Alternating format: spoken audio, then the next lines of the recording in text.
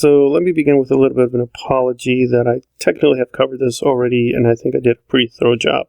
But we just got some very, very extra news from Ian McDiarmid himself, who gave us a lot of more information as to what is going on with the clone controversy. He spoke at a convention.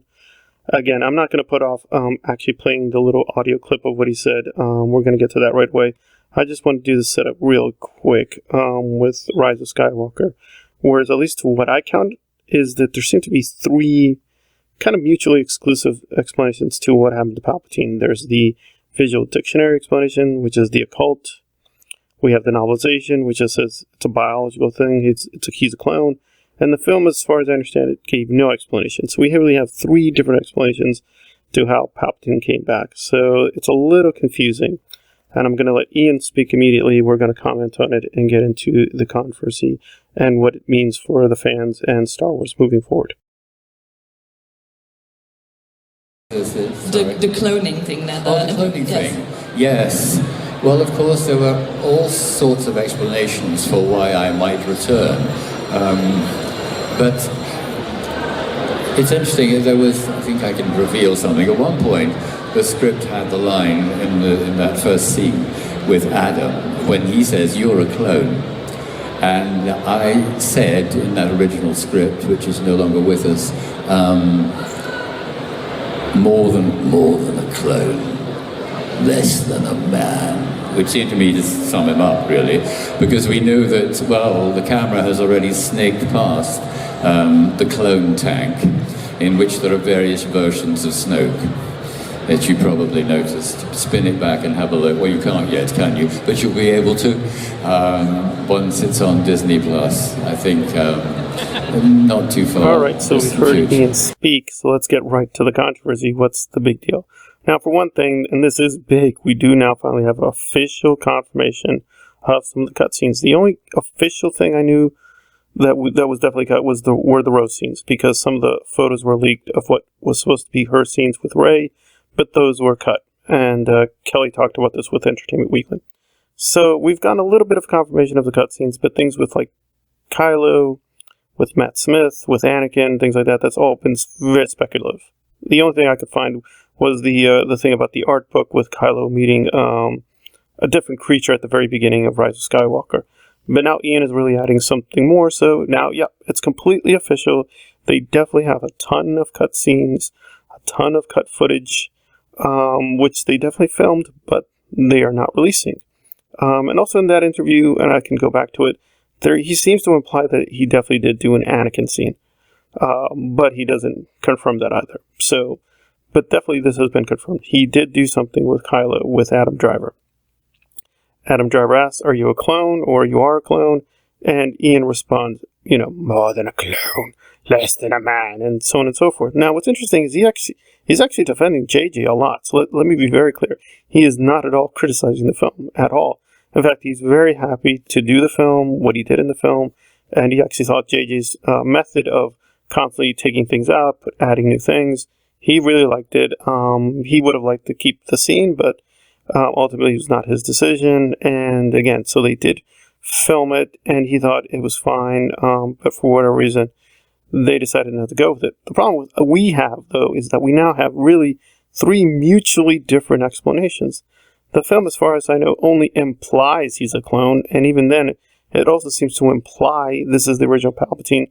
And I've already done some videos on this, and people can see those for those speculations. And again, very reasonable speculations. If you look at the film carefully, he has a very degenerate body at the beginning, so it's like, this can't be a clone body, because it's not the healthy Palpatine body we see in the prequels, or even Return or Empire. So it's like, this doesn't make a lot of sense. And then we have the visual dictionary, which says the Sith Eternal.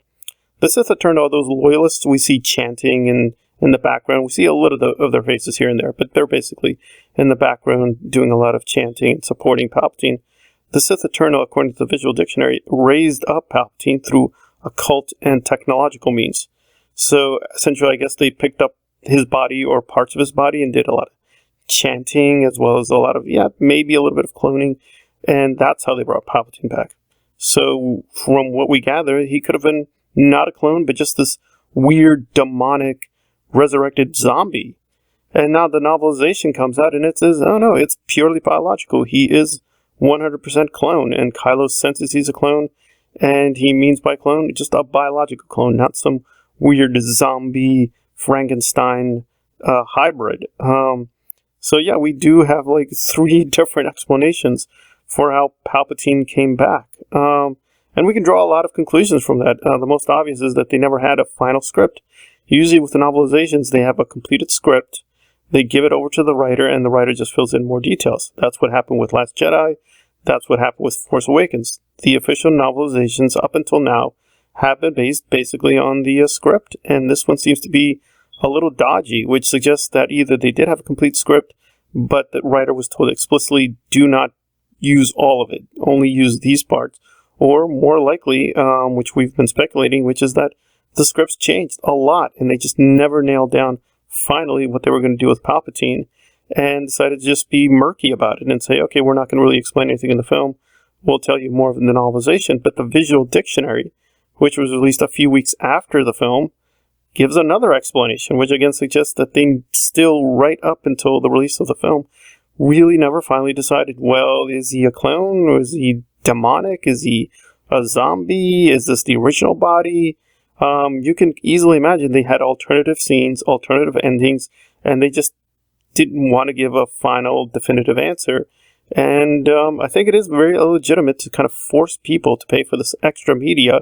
And then when you do pay for the extra media, there's still no real answer. Like, we still don't technically know what is the answer. We now have, at best, 2 official explanations, the zombie explanation and the clone explanation. But as Ian's admission shows, that's not technically what the novel says either. I mean, the novel has different dialogue. In the novel, Kylo senses he's a clone, but the explicit dialogue is missing. So, yeah, I do think there's a legitimate room for controversy that Lucasfilm is not really telling us what is going on. So far, yeah, technically the official explanation is presumably the novelization, but the visual dictionary says something else. So, now whether we should keep talking about this, so on and so forth, accept it as canon, etc., that's something we're going to be discussing for, months, years, perhaps even decades, depending on how much we feel about this, but definitely does feel a little weird. And I'm just saying this from an analytic angle that this is just not adding up. So if we are supposed to take these as the canonical explanations, they're really confused. Now, I know some people said, well, it all kind of ties in together, it is basically a clone thing. Okay, maybe the Sith Eternal did some chanting. I'm sorry, I think if you legitimately look at the film, legitimately read the visual dictionary, and legitimately read the novelization, which is going to be released soon, you're going to come up with 3 different ideas of how Palpatine came back. And that's pretty ridiculous. So I think there is a definite controversy that we're not getting an actual good full explanation for what happened. And Ian also confirms that, yeah, we are not getting a lot of the real film, and they gave us a very distorted picture with whatever they released. Now, maybe there were legitimate reasons, that JJ or the producers or whoever had, but we're definitely not getting the full story. So this has been more on the ongoing clone controversy with Palpatine. Star Wars Analyzed. If you like the content, please hit the like button and or subscribe.